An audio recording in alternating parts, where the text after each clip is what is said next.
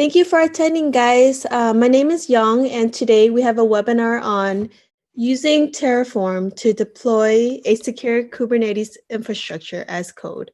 Our host and presenter will be Glen Vice President of Product Management at NeuVector, and accompanying him with demos and presentation will be Alejandro Chacon, Support Engineer at NeuVector. Glen, would you like to take it from here? All right. Thank you, Young, and thank you everyone for joining us today for this exciting topic. There's been a lot of articles and coverage of this topic of infrastructure as code, so we're happy to explore that in this intro webinar. And as Young mentioned, today I'm going to be joined by Alejandro. And for his day job, Alejandro supports our customers. But one of his passions is to experiment with a lot of these new cloud-native tools. And so he's been playing around with Terraform and using it to deploy infrastructure and NeuVector. So he's going to be doing some demos for me today. And he joins us from wonderful Uruguay in South America. Thank you, Glenn. All right. So why don't we just jump right in and get started? All right. So as you all know, containers and Kubernetes, microservices, all very exciting topics. And the big reasons that people are moving to containerized and cloud-native infrastructures are, to get several business benefits. And those include being able to have huge deployments, the more and faster software releases. In fact, I just read an article this week about Airbnb deploying 125,000 updates every year. So you can imagine how many a day that translates to be. And so everything really has to be automated and fast in order to support that velocity. And the other big benefit of moving to a cloud-native infrastructure is the ability to better match the infrastructure you're using with the demands of your business, and therefore, in some cases, be able to reduce the costs of the infrastructure. Now, the need to deploy faster and move quickly really drives the need for automation. And that is what is driving the need for what we call infrastructure as code. So let's take a look at, first of all, what is infrastructure as code? Well, at a high level, it really enables us or you to express the cloud resources that you want as code. And so you're able to declare the desired state of the infrastructure that you want to deploy and configure. And if you need to update that, if you need to add resources, it makes it very easy to update that state. You simply change your declarations, apply that in a typical cloud-native fashion, and boom, your resources can be updated. Now, let's take a look at some of these terms, especially the term code, right? We're talking about infrastructure as code. What is code? Well, we're not talking about Java code or Go code.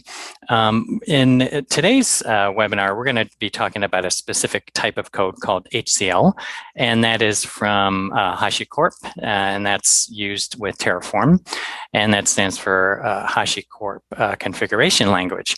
But code can also be referring to JSON as well as YAML files. So that's how we kind of have co-opted the term code. And what's the difference between like scripts and code? In the old days, Linux admins, when they deployed a new server, would write a bunch of scripts, and that would then determine how that server came up and certain configurations and maybe even applications were installed. So we're not talking about scripts here because scripts is not really code. Scripts were very either OS or platform dependent. They had a lot of little nitty details that if you got one wrong could present some problems. And most importantly, scripts were not managed as code in a software development lifecycle like code is typically done. So, we're implying that when we use the term code, that we are managing it just like code. There's a lifecycle of this code, which is to create it, to test it, to check it in. If it needs to be updated, it needs to be checked out. And then updated, retested, and then reapplied. And scripts were never really used in that way before. Now, why can we deploy infrastructure as code and using code today? Why couldn't we do it 10 years ago or 20 years ago?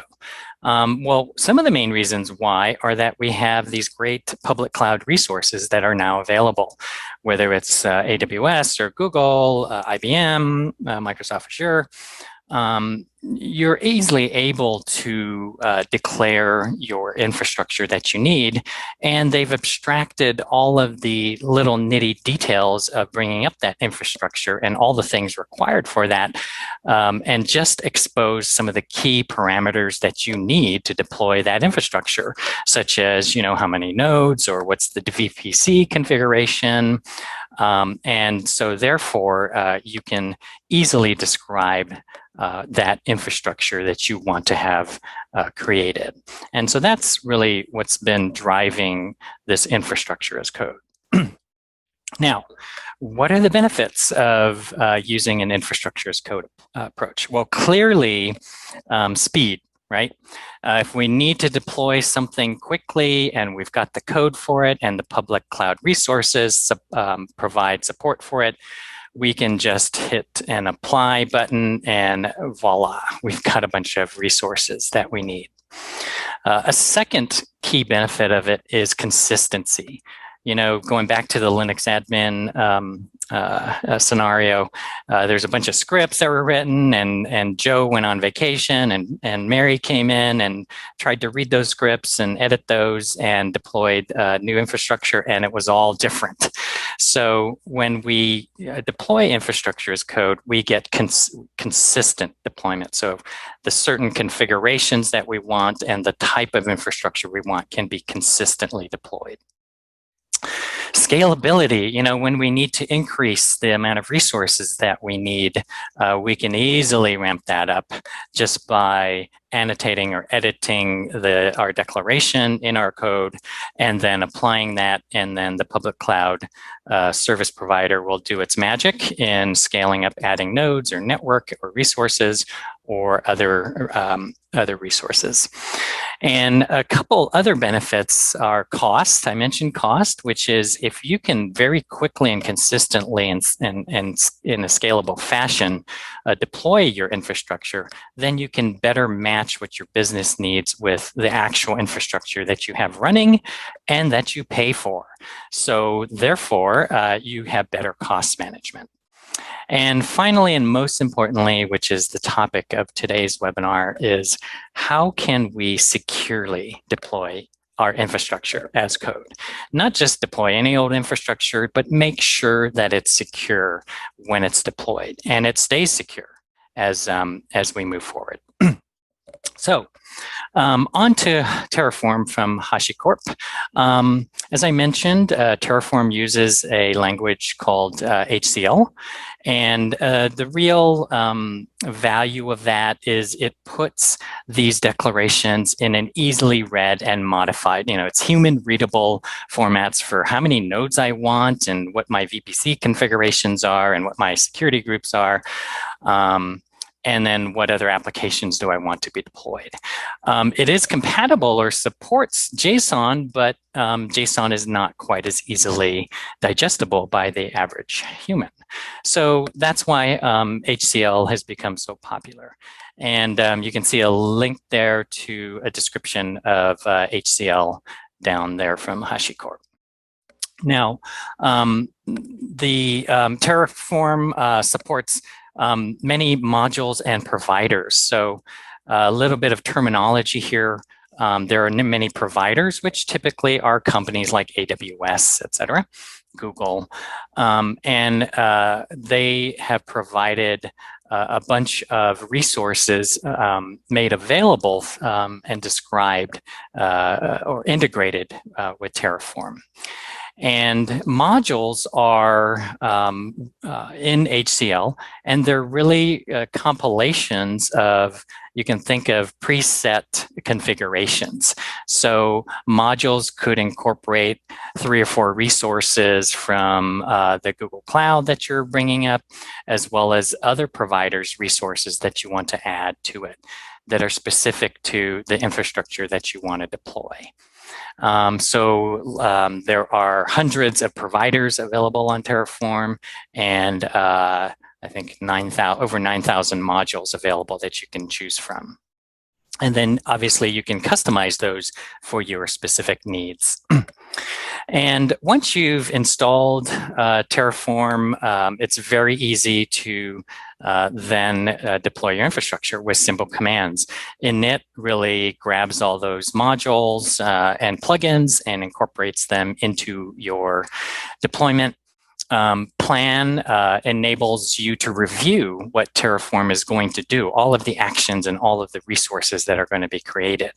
Apply, just like kubectl apply, is going to then create those resources, and then destroy can easily remove that. So if you only need some resources for a short amount of time, you can easily go through this process and remove them and not have to pay for them. So why don't we start with a very simple example of deploying some public cloud resources just to get started and to get familiar with Terraform. Alejandro, do you want to show us a quick demo of that? And it looks like you're muted, Alejandro. You're going to have, yep. Okay, there you go. Thank you, Glenn. Let me share my screen. Okay, now share. Do you see my screen, Glenn? Yep. And I didn't mention the link there at the top is where all of these examples currently exist. And we're going to be moving these over to the NeuVector GitHub page soon. But for now, if you want to look at any of these, you can go to this link. Okay, thank you, Glenn. Awesome. Hi, everyone. My name is Alejandro. I am going to show you a couple of examples using Terraform in our case. In this first demo, we are going to deploy a simple GKE cluster using this simple repository. For now, we are going to follow this basic step. We are going to authenticate using our Google GCP account, and we are going to clone this repo in our demo to get all the information for this infrastructure that we are going to deploy. Okay. For now, we are going to open a terminal here to clone our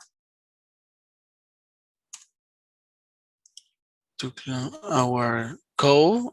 Inside our code, we have a specific sampler for some resource that we are going to deploy. In our case, we are going to deploy one cluster and one specific VPC for this example. And we are going to use modules, Terraform modules for this example. And here we are going to put our cluster name for this example. We are going to call webinar. This example. Okay. I am already logging in my GCP experimental account. I'm going to go into GKE cluster module example to go to see our configuration deployment. In this case, we are going to use module to call our GKE cluster, locating in our GitHub account with all the files configuration using our specific provider, Google, with the specific versions and Terraform, and configured with a specific variable bars or Terraform bars for this deployment. Okay. To initially say our deployment, we are going to use a Terraform 13 version. In all our demos, we are going to use the same command. In this case, I am using some specific alias to differentiate between the Terraform 13, 14, and 15. For now, we are going to initially say our plugins and providers that we are going to use in this specific deployment. Okay, this is successfully initially saved. And we are going to run a simple command using apply. Inside the apply, we do first the plan and then apply. We also could validate our syntax or configuration using in our deployment, but we are going to follow this deployment. Okay, this is right now is deploying the cluster, Glen. Yeah, so this will take a minute or two. So while it's creating that, we can talk about a few things we're seeing here. So the first thing you showed when we did the apply, it'll summarize all the actions it's going to take, and you put yes. And then, yeah, this is the example that you're using now. You got that from the Google provider or the Google modules list, right, on Terraform, in the Terraform registry. I guess there's many different modules we could have selected from, and there's many configurations, right, Alejandro? Yes, here in our registry from Terraform, we could choose from our cloud provider specifically. In our case, we choose Google Cloud Platform to deploy our test cluster. And inside our provider, GCP, we are using right now this specific module for the GKE, and we use for the demo purpose a basic cluster configuration. But here we could choose a lot of different configuration from the basic to the more secure cluster. Yeah. Put zonal, regionals, private VPC, private networking, and private zonal. Right. And we have a lot of options here. So we're doing a fairly simple deployment, but there are many options. And because we're talking about security today, you know, there are many more secure clusters that could be deployed. So what if we did want to deploy a more secure cluster? Yes, I think you have an example, right? That deploys a cluster. Yes, we test using a specific private with networking in our case.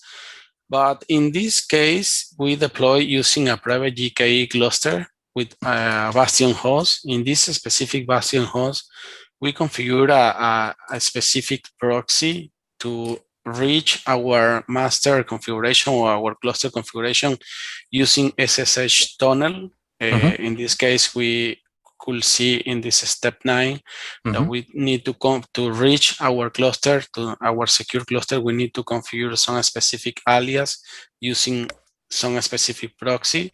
And before we need to apply our using GCP also, the connection between our Bastion host and our cluster configuration inside the same VPC. Okay, we could configure this same example using BPM also to get a specific private cluster in our case. This is another example. Yeah, so this is a little bit more complex example, but it's going to be a more secure deployment where you're not going to expose the cluster externally. You've got to VPN in or SSH in order to access the cluster through a Bastion host, right? Okay, so let's check back on your deployment and see how it's still going. You could see that it took a little bit to create the VPC and the subnets. That took a while. And now it's creating the instances, I believe. Oh, there we go. So you can see that it took a few minutes to deploy the cluster. How many nodes did you deploy there? 3 nodes. 3 nodes. Let me get the credentials. In our case, we are using the webinar name. Let me introduce our zone. Use center 1C, and our project ID is just to get the context to get to reach our cluster project NV demo. Okay, in this case we are fetching some context information, and we could get nodes to configure our cluster installation. Okay, here we are. 3 nodes using the default installation for up for 75 cluster. Seconds. Yep. Yeah. Looks good. Yeah. This is a simple example. Yep. Okay, Glenn, let me. And I think we're not going to do it today, but the private cluster you showed the example of would take much longer to deploy, right? Yes, take a long maybe 10 minutes. 10 minutes to deploy the cluster. All right. Okay. Good. Thank you, Alejandro. Thank you, Glen. Thank you, guys. Yep. So let me go back to my overview here, and we already got a question here. There's thousands of modules available. How do we pick, and how do you choose whether you pick a pre-existing module or create your own module? Yeah, I mean that can be tough, and you imagine now there's 9,000 modules, but imagine there's 20 or 50,000 modules. How are you going to find one? I suppose, just like you find the best open source software, things that are popular, things that are used the most, communities that identify which ones are going to provide your needs. And if it doesn't quite fit what you need, you can either extend it or, of course, create your own module. All right, so moving on. Now, we already started to talk about secure infrastructure as code because we talked about it deploying a simple GKE cluster, but, then, or set of nodes, I should say. It's not even a cluster yet. And then we also talked about, well, if we wanted to make it more secure, we could create a private network for it. But there are many other things that should be considered keeping a secure infrastructure in mind, and those are configuring the appropriate role-based access controls, especially on any Kubernetes access.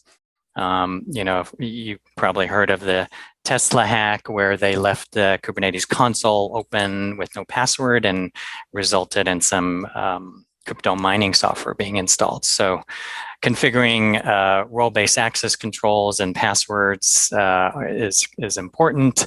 Firewall rules. I don't know if you saw in the Google module list, you can configure firewall rules, or in AWS security groups. SE Linux as well can also be installed and configured. And another major thing that can be done is to deploy a security solution layer on top of your infrastructure.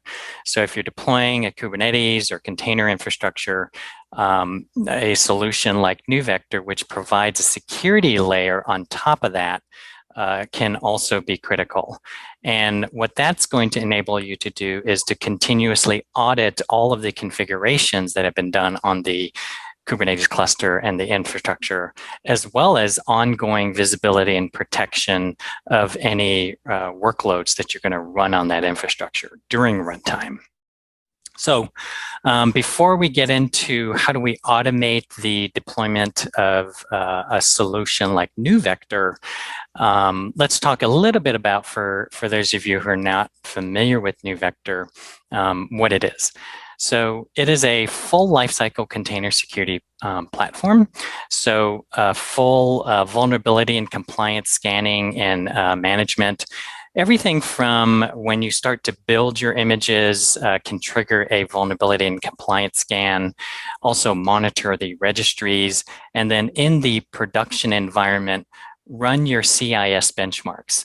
And that'll be critical for the Kubernetes and Docker CIS benchmarks to make sure that all of the recommended security configurations on your cluster are in place, as well as making sure that those don't change or inadvertently be edited over time. And then when anything starts to run in the infrastructure, whether you auto scale up a node or a new container starts to run, immediately being able to run to vulnerability scan those and compliance scan those running resources is also critical. And then once everything starts to run, it's critical to be able to protect any applications that are going to start running on that infrastructure. So for that, NeuVector provides a container firewall and container workload security. And again, it's cloud native, so you essentially declare what your application is allowed to do. You know, what kind of behavior is your application allowed? And that is what kind of network connections it's going to be allowed to make and what kind of process and file activity that container can perform. And once that's declared, that can then protect the workload once it's in production. Now, just like HCL, Kubernetes provides a YAML-based way to define those as code in what's called custom resource definitions, or CRDs. And so what you're able to do is to declare your security policy as code, you're able to test it, and you're able to push it into your runtime environment to protect those workloads, all in an automated fashion. So with that as a quick backdrop of a security solution, let's take a look at how we can use Terraform to make sure that a solution like NeuVector is deployed. Now, when you deploy NeuVector, you're going to deploy a number of different containers, and then you're also going to have to expose the access to that typically through a console, but could be through a REST API. So we're going to deploy some controllers, managers, enforcers on various nodes. And Alejandro, do you want to show us a demo of how you can deploy NeuVector using Terraform? And I think you're going to use Helm as well, right?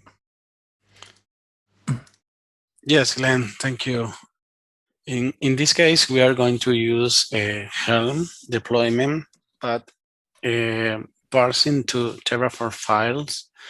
And in this example, we are going to use as provider our Terraform Helm provider, and inside our Kubernetes Helm provider also.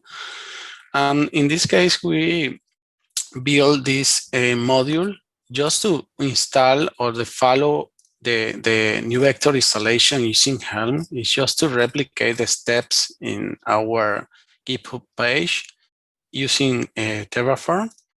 For now, this is our inputs variable for our module. If we could specify the tag version for our NeuVector deployment. Also, we could use these kind of variables to customize our deployment and pass in the deployment time our registry username and password that we have permit to download the NeuVector image. In this case, we are going to use this portion of code just to configure using module and NeuVector deployment.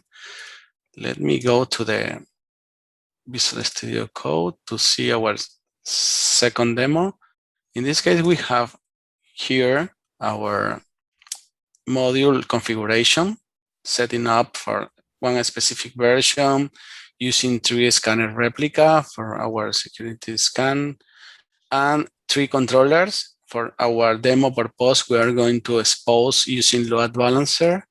Here we are going to pass our Docker username and password using a specific and sensitive variable in Terraform. Let me go to this folder, and then if we follow the steps, we need to pass the specific context that we are going to deploy our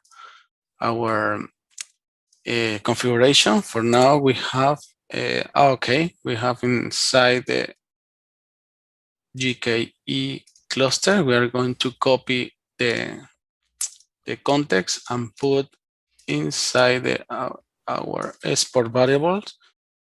Okay, and pass this variable to in our deployment. Take this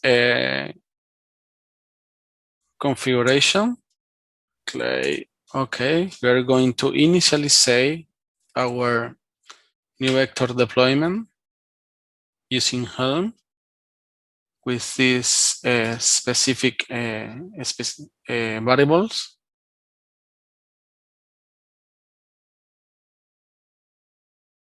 Okay, here we are going to download the plugins. And for now, we are going to apply this change to deploy NeuVector in our cluster that we created before. Okay, here is going to create a, let me open a new window to see in our cluster the configuration. We are going to change from the NeuVector namespace.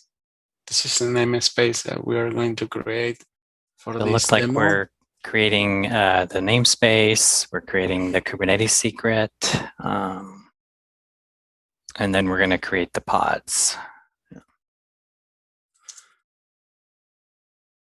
Okay, here we are. It's creating the NeuVector installation. Yep, and you could see it's pulling the containers or images. Controllers are really the control plane for NeuVector. The enforcer is the daemon set that gets deployed on every node to be protected. The worker node does all the packet filtering and security on that node. The manager is what we're going to log into to expose that. And the scanner is a scalable scanner. We have 3 scanners running for scalability. But you can scale that up or down if you have thousands of images to be scanned. Okay, the deployment is done. Let me get the load balancer or external IP address and share with you, Glen, for the demonstration.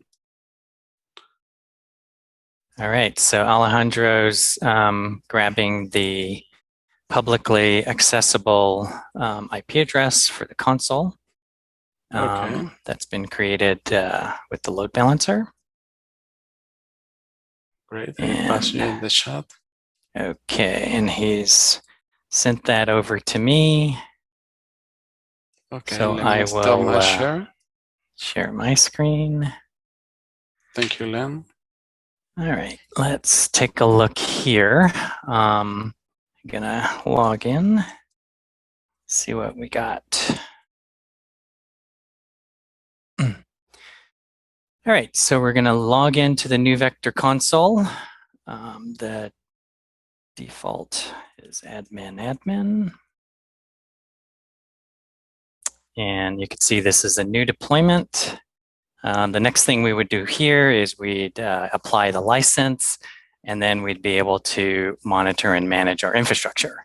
Now, this is a new cluster and a new deployment, so we haven't deployed our applications yet. So I'll just switch over to this already populated console here, which is a demo console already running. And just to give you a feel for what NeuVector will provide once it's up and running, you could see a network map of all the containers that are running, all of the network connections being made. The ones in blue lines have been allowed, and the ones in red lines are either segmentation violations or network threats that are being detected. And you can easily filter by a set of namespace containers, etc. You can also see when we do vulnerability scanning, what vulnerabilities exist on any container, as well as compliance violations. Same could be true of images that are scanned. So that's just a real quick look at NeuVector. So let's flip back now to our flow here. So we deployed a simple example. This one integrated the Helm chart of NeuVector into that deployment. But a more secure deployment would be, number one, deploy your infrastructure and your Kubernetes cluster. Number two, deploy NeuVector like we just did. But in addition to that, let's try to configure everything as much as possible in that initial deployment. So the license that needs to be applied, let's apply that. Let's also do some initial configuration using config map so that we don't have to go in and log in and do a bunch of configurations manually. And in addition to that, whenever you deploy infrastructure automatically, you might also want to deploy an application stack that goes with it. That could be a business app that is going to be part of your automated deployment, or it could be other monitoring or other resources that you want to make sure is available on every deployment that you do. So why don't we also deploy an application stack, but let's make sure that any application like that we deploy is already protected by security rules. In other words, the allowed behavior that we talked about that is expressed as a CRD, which declares what type of network behavior it's allowed, what type of process and file activity is allowed. Let's make sure that that's also deployed so that when that application starts to run, it's already secured. So Alejandro, why don't we flip over to you and do a more complex deployment. Okay, Glenn, thank you. Let me share my screen right now. Okay, for now we are going to use this repo using the NeuVector deployment, but in this case it's more complex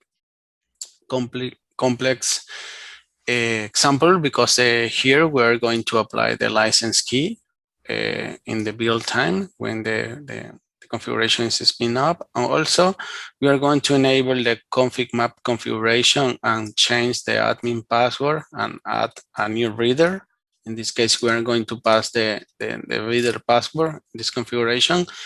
We need to have as a prerequisite here the license key in your local machine and your local folder because we are going to get the specific path and load the license key configuration. We are going to copy this all configuration for this module to the NeuVector installation and paste in our playground. In this case, we did a couple of changes here. We passed the registered username and password and our admin password as a sensitive variable in this installation. And also configure a demo or reader user in our installation, passing the password inside our configuration. Mm-hmm. So you're saying the admin password, you're changing that so it's sensitive, so therefore we're not going to show it here, but for the read-only user you're going to create, then we're just going to pass it in the clear here, right? Yes, in this case, we have the license key loaded in our root folder. Yep. We're going to apply the change to install this NeuVector installation in another cluster. In this case, we are using our labs in AKS, Glen. Okay, we're deploying on a different cluster this time, AKS cluster. we changed from the context right now because all context was in GKE, and right now we are going to deploy in AKS. And I think you mentioned in this one, we're not using the Helm module. We're using more basic, the kind of kubectl commands to deploy, and then also deploying some test applications. Yes, the difference between this deployment is to get more customized example. In this case, we parse all the NeuVector configuration in Terraform files. We need to apply all this configuration parsing this using the Kubernetes provider. In this case, in the last example, we used the Helm provider. In this example, we are using Kubernetes provider to deploy the NeuVector. Yeah, good point. This is why we have a lot of resource deployed in this example. 33. Right now, we are waiting for the controller stay up and running. Let me confirm in another window. Just to NeuVector. Namespace. Also get the bots installation. Right now we have all running. We're waiting the signal. Let me share with you, Glen, the external IP address for this example. Okay, here. Okay.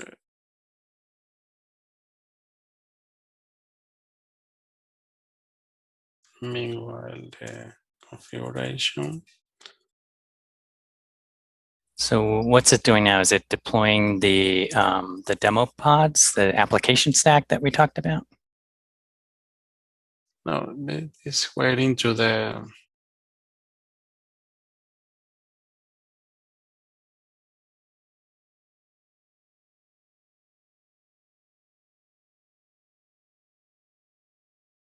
okay, let me change to the demo. The demo namespace and get the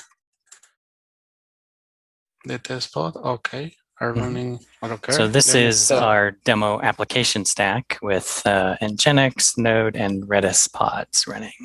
Yes, let me stop my share and pause them. Okay, so it looks like everything is deployed. Why don't we log in and take a look at what we see here? So that is the public IP that you created. Let's log in. Now, the first thing I'm going to try here is just to log in with the default password. And you can see that doesn't work because Alejandro has changed the default admin password in the deployment. And you can see this is an initial deployment, and you could see the license has already been applied as part of the deployment. So when everything comes up, NeuVector is up and running, and certain configurations have been made, just some simple ones in this example, but of course more complex ones can be done. So in this case, the admin user password was changed and a read-only user was created as well. So you can not only create users and assign them, but do any of the configurations that are possible as part of the config map. And that is whether it's setting up a webhook for alerting, proxies, SIM servers with syslog, all of the configurations can be done. And then once we are deployed, we can see here that NeuVector has, that we have deployed these demo application stacks here, and that we see some network connections in there, and we could see those connections as they occur. Now, if we look at the policy, we can also go into the groups, and we see something interesting here, which is some of these have something called a CRD applied to them. So if I look at my Node.js deployment, I can see there are 2 pods here in the deployment. I can see that there are network rules and also process rules that exist for this application. And unlike in a standard deployment, I can't go in here and change any of these rules. And the reason is that these were declared and applied using the CRD, using the YAML file. And so if you want to change any of these process rules that this application is allowed to perform, or any of the network connections that it's allowed to do, you're going to have to actually check out that CRD, edit it, go through your test process, and then deploy it again. And so this is an example. This is the CRD that was applied as part of the deployment. Now, the typical workflow for automation and pipeline, integrating it into the pipeline, is that you would have a staging or a test environment. You'd have your cluster up and running. You'd have NeuVector running, and then you deploy your application stack. In this case, Nginx, Node, and Redis. And you would run your application traffic through there. NeuVector can then use its behavioral learning to learn all of the behavior and create for you all of these rules, these network rules and the process rules. You could then review these rules. For example, you could see here that this Node.js pod is allowed to access this API service using SSL. So this is an egress control rule. And so you can edit these rules to customize them and again, test them before they're checked into your production security as code repo. So once this is locked down, this gets checked into your repo, and it represents the security as code for this application stack. And it can be applied to any production environment like we just saw here. And if you look at this, this is a typical kind of YAML file format, but it's in a custom resource definition of a NeuVector security rule. And it expresses in this YAML file all of the rules that you see here in the console, all the process, file, and network rules. So you can see there's a DNS lookup allowed for the Nginx pod. You can see that an HTTP connection is allowed to the Node.js in the demo namespace. You can also see that there's certain processes allowed to run in the Node.js pod as well, or Nginx pod, sorry, we're looking at the Nginx pod. You can also see here that when this CRD is deployed, we should be in what's called a monitor mode. So before the applications actually start to run, we're going to make sure that they're either in a monitor or protect mode. And so by monitor mode, we mean that we're going to just notify if there's any violation of the network rules or process rules. In a protect mode, if the CRD was set to protect, then that unauthorized behavior would be blocked. And so the idea is that you should be declaring your security rules. You should be checking in as code those security rules, applying updates just like you do any other updates to your Kubernetes resources. And you should deploy them before you deploy your application or you update your application. And so that is going to ensure that, number one, your applications are secured once they're deployed, and number two, that you can automate this whole process so that you don't have to manually go into a console or issue CLI or REST API calls every time you want to update or deploy an application. You can just build this into your pipeline. All right, so that's a quick tour of some of the capabilities of how to deploy secure infrastructure and a security solution on top of that. Now, really, as you can imagine, there's endless possibilities for automating your deployment of infrastructure and securing it. You can start early in the pipeline by deploying your build pipeline and scanning images in the pipeline and rejecting them. You can update your resources, whether it's your Kubernetes resources or your GKE or Azure resources, or whether it's NeuVector, whether you want to update a NeuVector version or any configurations can be handled through your infrastructure as code deployments. So, that's all we had for today. I hope you enjoyed this intro to secure infrastructure as code. Let us know if you have any questions, either in the question and answer box or in the chat. If you don't have questions, let us know what types of resources you would like to configure as part of your configuring a secure infrastructure. So thank you, Alejandro, for doing those demos. And let's take a look at some of the Q&A. We're getting a lot of questions which we can start going through now. Okay, how does NeuVector security posture differ from other products, security products? I think Sysdig was mentioned as a possibility. So, we didn't get too much into the capabilities of a solution like NeuVector. There's other resources and recorded videos for that. But at a high level, all of the network capabilities and the packet inspection, DLP, essentially your visibility and protection against network attacks, zero-day attacks, and deep packet inspection of containerized traffic. That's something that no other security solution can do. And then if you couple that with what we just showed, which is really being able to declare those rules as well as process, file, and other rules, for example, admission control rules, in a cloud native fashion, many security products are trying to deploy old methods of, kind of separately installed software or agents and not really fully cloud native. So you're not going to be able to fully automate it like we just showed. Another question, can you use OPA and /Rego?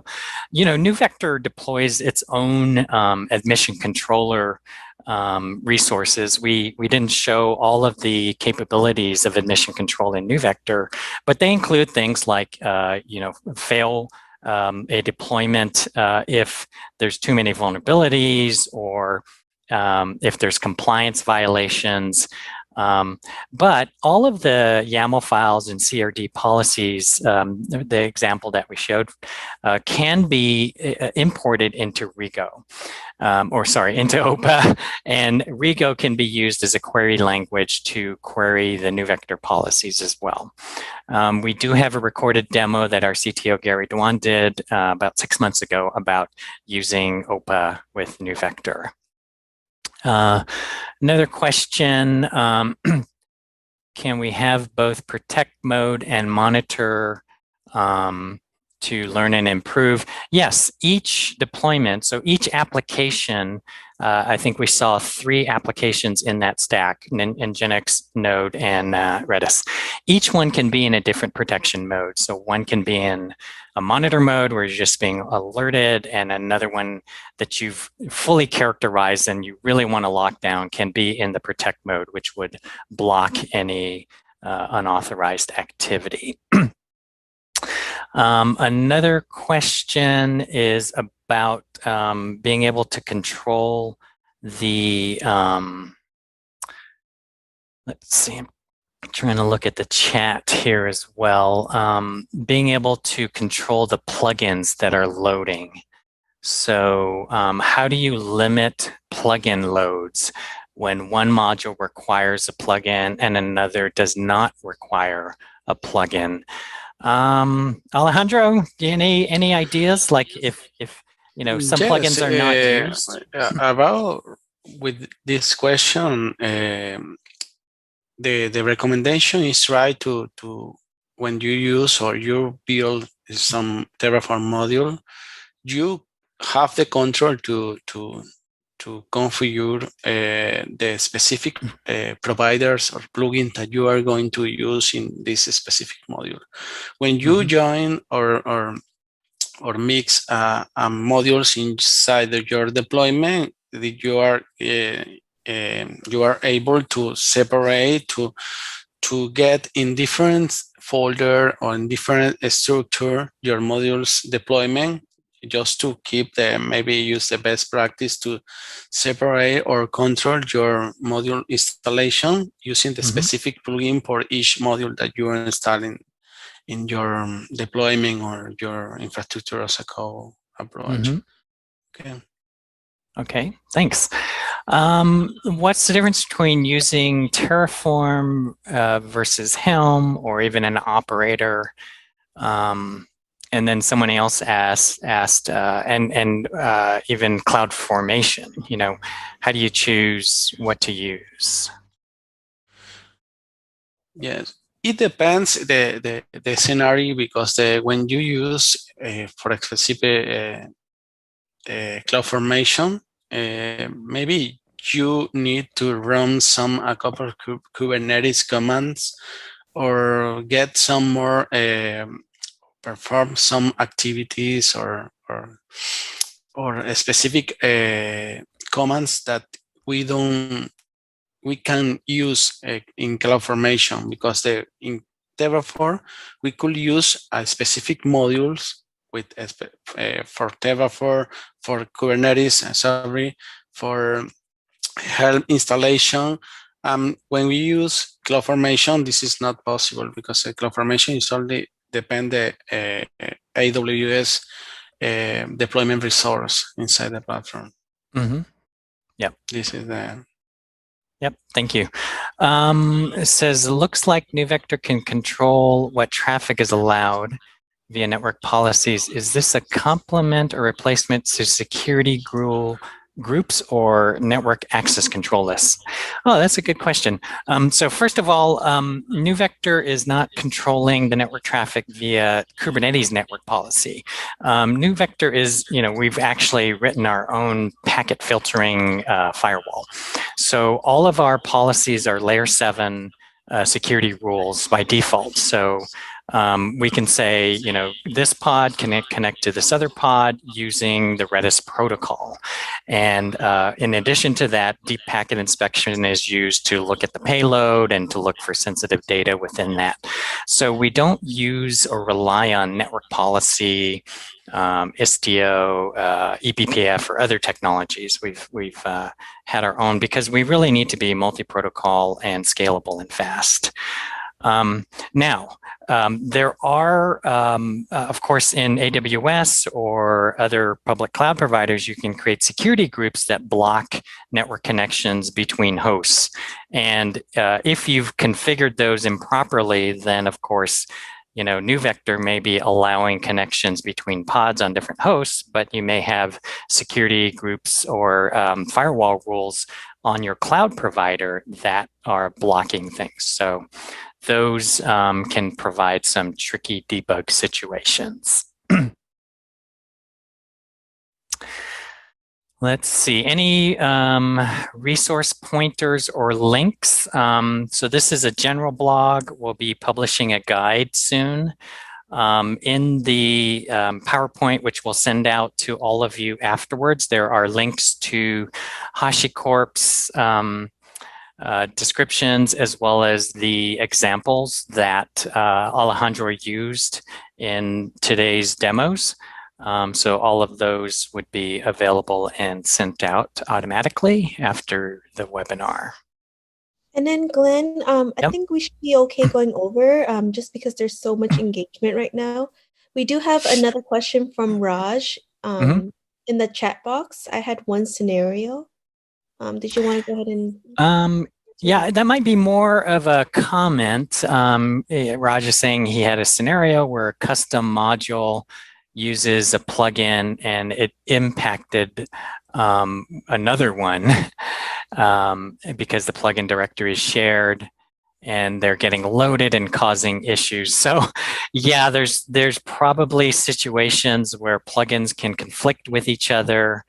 Hopefully over time, those would be kind of debugged if they're avoidable. Yes, in this case, this scenario sounds like you are using a